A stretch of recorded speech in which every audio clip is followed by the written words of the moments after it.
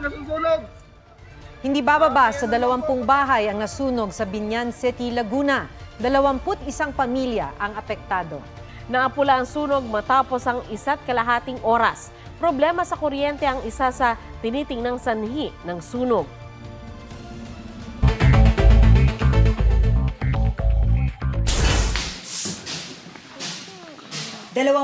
Tatlong tripulanting Pinoy na sakay ng barkong Mount Sanyon nasagi pagkatapos atake ng rebeleng Houthi sa Red Sea. Naglalay ang barko mula Iraq papuntang Greece ng mapinsala at tumirik dahil sa pambobomba. Ilang pang Pinoy gymnast at golfer na lumaban sa 2024 Paris Olympics bumisita sa Malacanang. Binigyan sila ng presidential citation at tig-1 milyong piso mula sa Office of the President. Paris Olympics bronze medalist Ira Villegas, mainit na sinalubong sa kanyang hometown sa Tacloban City. Binigyan din siya ng tig-1 milyong piso ng Tacloban City Council at ni Mayor Alfred Romualdez.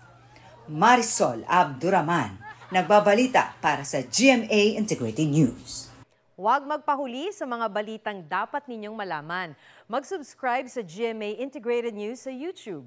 Sa mga kapuso abroad, subaybayan nyo kami sa GMA Pinoy TV at sa www.gmanews.tv.